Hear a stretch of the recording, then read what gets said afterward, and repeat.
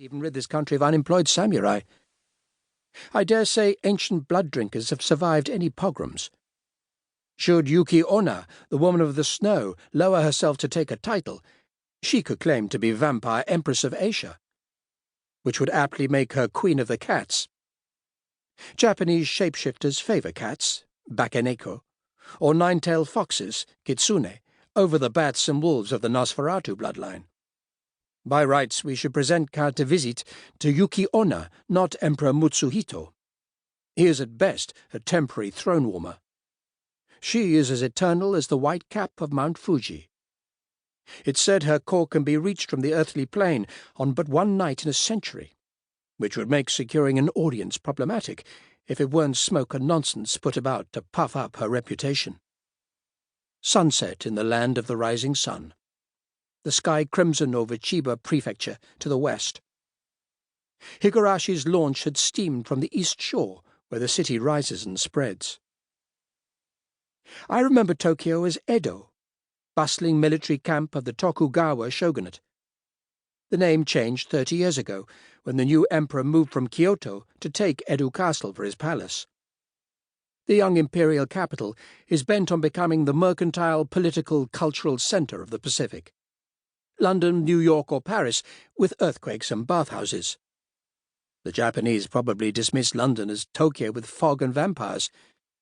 Cities are cities, each thinks itself centre of the universe.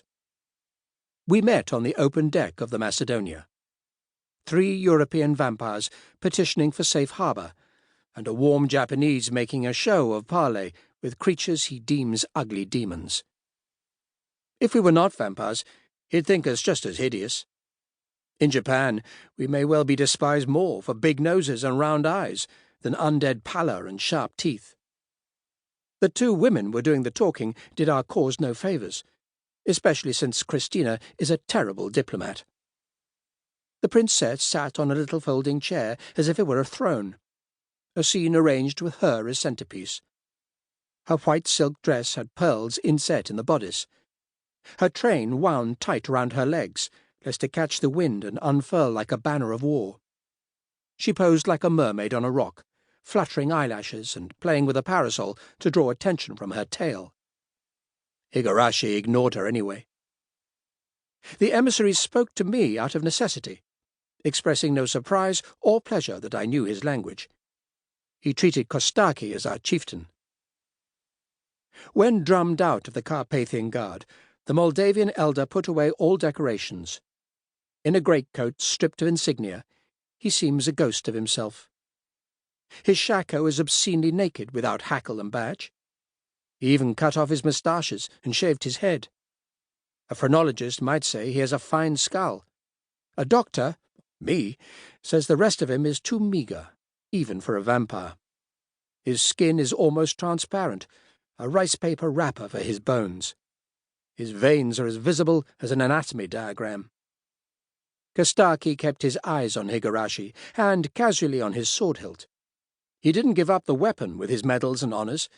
It is his own property, not the guard's. A Portuguese black carrack.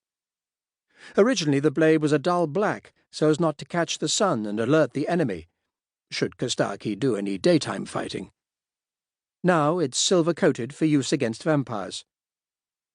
The weapon has a peculiar-shaped pair of claws in the hilt, to trap an opponent's blade so a wrist twist can disarm in a clash. It's politely called a crab sword, but crudely known as a colonia, big balls. In profile, the claws look like caricature testicles. It may have a name Kostaki hasn't shared with us: gut cutter, raven brand, skull splicer. We might be scorned as barbarians, but the sword will be welcomed in Japan. Here everything sharp has a coat of arms, an official birthday, and secret and public names. "Is he a monk?" asked Higurashi. I saw why he might think that. Buddhist bonzes are bald. Fasting gives many a lean, ascetic look. When did Kostaki last feed? Japanese has a precise word for what Kostaki is. "Not a monk," I told the Baron. "Ronin. A masterless samurai." To keep listening to this audiobook, I've left you a link in the description so you can do it, at no cost thanks to Audible's 30-day free trial.